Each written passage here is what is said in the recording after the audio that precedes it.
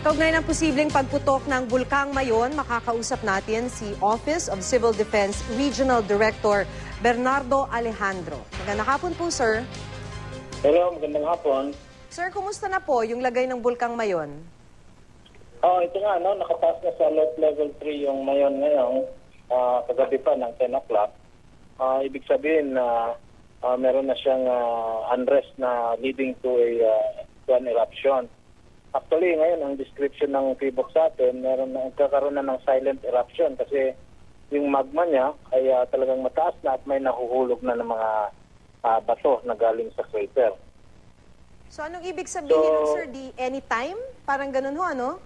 Ang binigay sa atin, weeks na lang days to week, based sa pinapakita niya ngayong araw, expecting an explosion or eruption. Pag nagkaroon po ng eruption, what should we expect? Ang description sa atin, mas malakas daw ito ng 2009 na eruption. Yung kanyang last eruption yun. So, kinukumpara niya sa 2001 na medyo malakas. And of course, as a preemptive measure, ngayong hapon nag-order na ng evacuation hanggang 8 kilometer extended danger zone yung ating probinsya. Sir, 8-kilometer danger zone. Yun ho ba sa mga lugar po ba na yun maraming mga nakatira, may mga komunidad po ba doon na kailangan talagang, ilikas? Opo, actually, yung nasa halos 65 barangays ang nasa loob ng 65. 8-kilometer extended high-risk zone, So halos 9,400 families ang nandyan. Na kailangan i-evacuate. Ang gusto nga natin sana within 24 hours but realistically dapat within 3 days siguro makumpleto ito, ma-evacuate ito halos 10,000 families. Sir, sa ganito po, di ba, level 3, so may posibilidad po ba bang hindi ito matuloy o talagang inaasahan na natin na anytime magtutuloy yung eruption?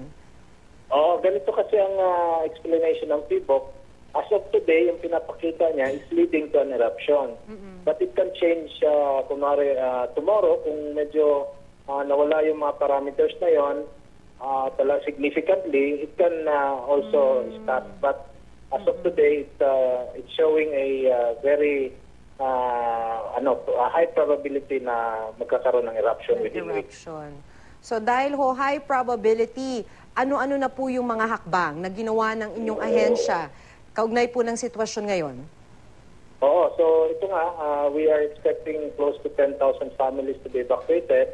At nagsabi na rin si Governor Salceda na he needs augmentation kasi kung prolonged evacuation, kailangan na niya ng support from the national agency. So kami sa OCD with the SWD, mag-augment po kami ng mga food and non-food items dun sa evacuation.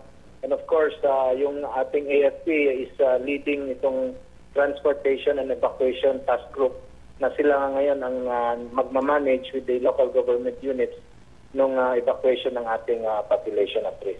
Okay, maraming salamat po sa inyong oras. Okay, maraming salamat din po. Civil Defense Regional Director Bernardo Alejandro.